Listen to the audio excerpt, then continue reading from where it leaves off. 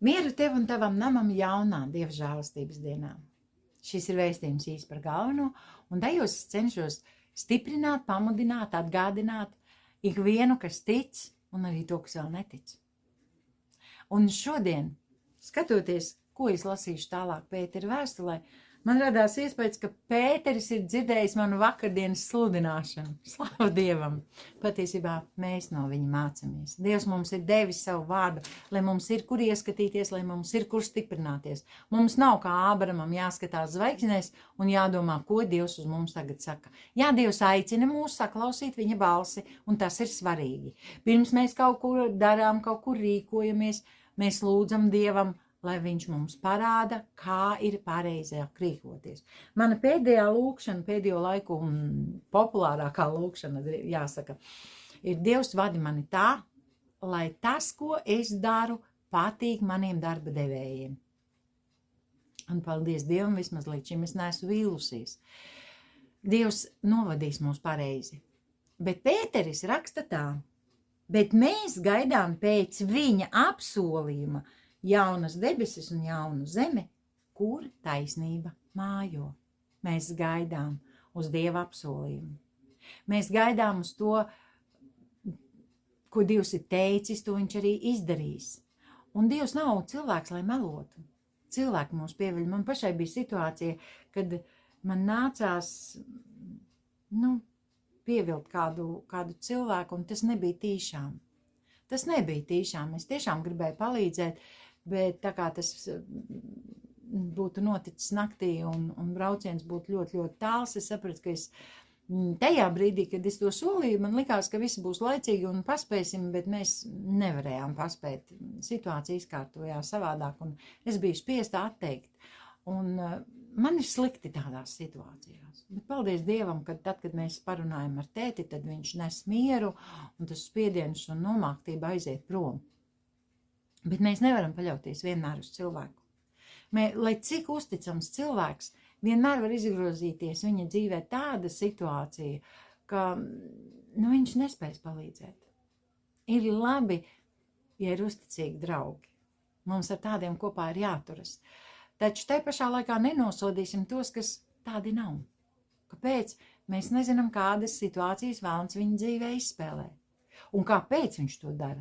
Iespējams, ka izspēlētā situācija mana paziņas dzīvē, no kurai sagaidu palīdzību, ir izspēlēta tieši tāpēc, lai viņš nevarētu palīdzēt man. Un mums, kā ticīgiem cilvēkiem, ir vienmēr jārēķinās ar to. Ja kāds mums kaut ko apsola, kaut ko izdarīt, kaut kur aizvest, vai kaut ko iedot, vai kaut ko aizdot, mums ir jārēķinās ar to, ka tas var tā nenotikt. Kāpēc?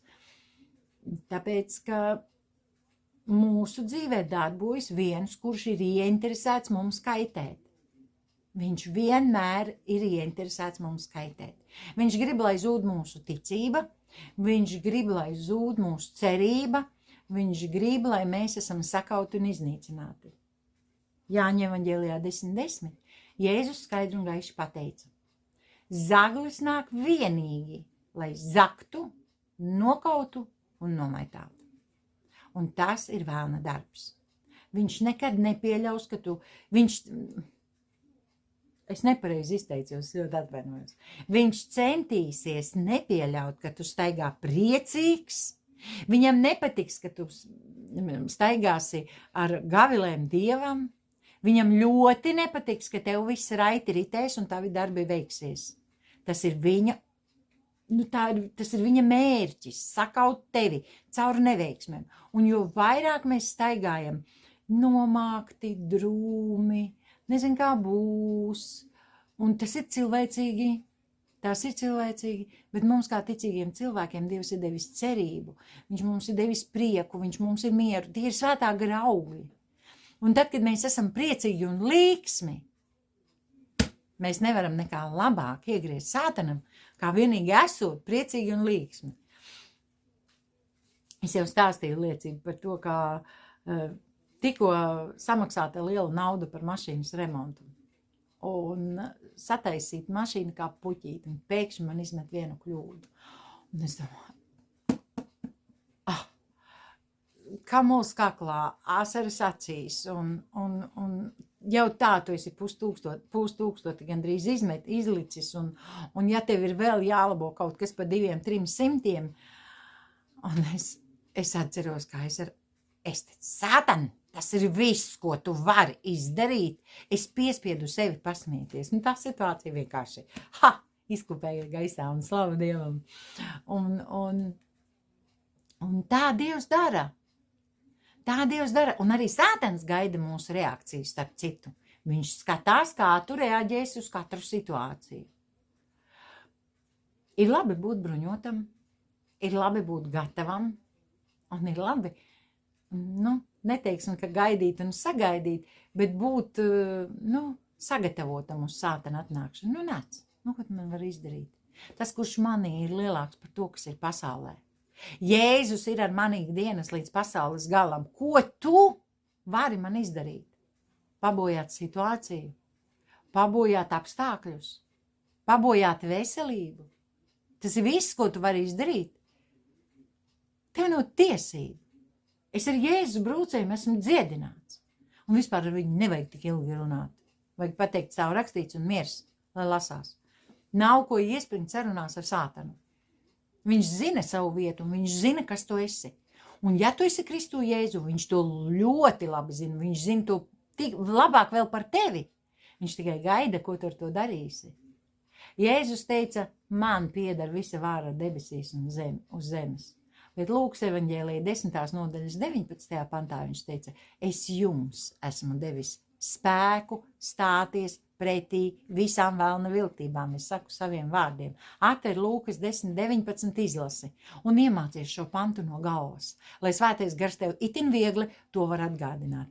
Tev viņš ir devis šo varu un spēku. Un no tevis tiek sagaidīts, kas notiks tavā dzīvē. Sātans ir liels nelietis. Kad Kenets Heigins ir mācījis par to, ka mums vienmēr ir jāizsakās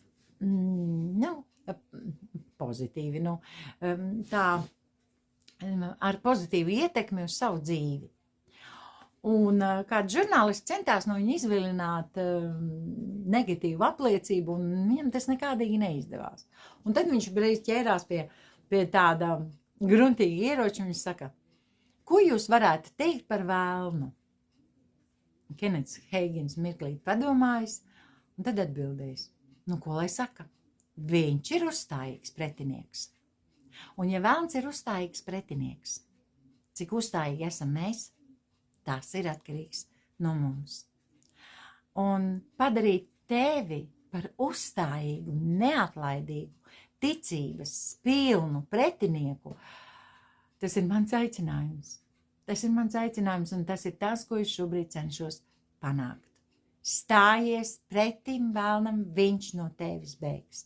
Sakaņojies Kristu, stiprinies Dieva vārdā. Nekas tev nevar kaitēt.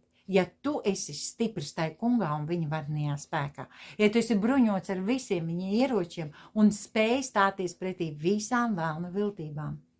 Dievs mums to ir nodrošinājis, un slāva Dievam, ka mums ir kur ieskatīties brīžos, kad mums kas aizmirstās. Jo Dievs mums nav devis bailības garu. Baidīties no Sātana izdarībām ir muļķība. Jo Dievs mums nav devis bailības garu, bet spēka, mīlestības un savaldības garu.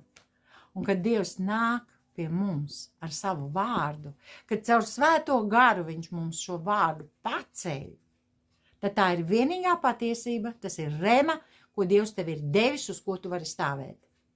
Un ja tu stāvēsi uz tā, ko Dievs tev ir pacēlis tevī, tu nekad netiksi sakauts. Nekad. Dievs ir apsolījis tev uzvaru, bet ja tu vēl rīkosies tā, kā viņš saka, tu pilnīgi 100% garantē, ka tava situācija atrisināsies izcili. Jo Dievs ir apsolījis nevienam ierocim, kas vērsts pret mani, neizdosies mani pieveikt, ja pret tevi neizdosies tevi pieveikt. Un ikvienu mēli, kas uzstājas tiesā pret tevi, tu noraidīsi kā netaisnu liecību. Tas ir tā kunga kalpu mantojums un mana svētība, kas tos pavadīs, saka tas kungs. Atver Iesajas grāmatas 54. nodaļu un izlasi. Bet šodien tev kā uzvarētājiem es saku, dodies šajā dienā uzvaras apziņas pilns. Un tad veiksmīgs būs tavs gājiens.